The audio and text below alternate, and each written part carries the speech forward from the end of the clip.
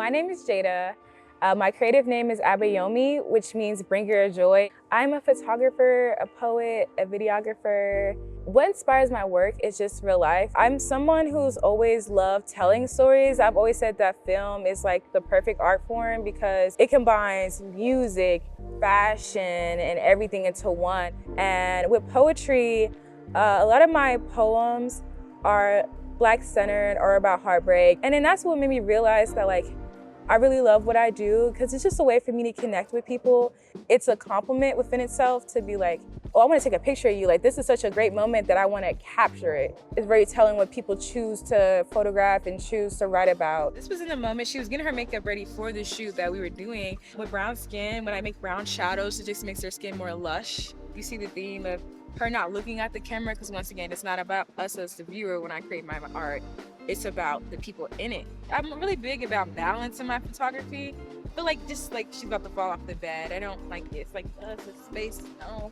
But when it's like this, it's like, she's safe. Things really kicked off for me, I want to say in 2023 when I became a part of the Weather House film internship with Deanna Weatherly. Then I met Ira Mallory. Through him, I got connected to the MLK Center. And through that opportunity, I was able to have my first short film shown in theaters. And that was for the Four Scene Festival with Tai Pang. And it was a take on workplace culture, kind of like a comedy. What inspired my movie was I was working at Macy's at the time while working at the MLK Center. I worked with this gentleman. He had sat in the same place so long and typed the same exact number on the keyboard for so long that the button was gone. You do all this hard work for these companies and they just don't care. When they have budget cuts, first thing they do is cut from the bottom, not at the top.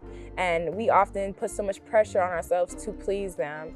And so that's what the film was kind of about. And then I went on the news for it. It was nerve-wracking. I literally felt like the moment I sat in the chair, I had to get up because it was that short of a segment.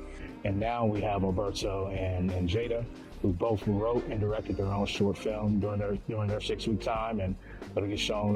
Those films will get shown this Thursday at the festival. Each person has their own perspective and message that they want to send to the world. I made a film called Saturday Shift. It's a comedy about women who wants to move up in the workplace, but shenanigans happen. I felt like that whole experience, I was learning more, not even just about cameras, but how people work within this field. I was always told I had to go to college for film and all that.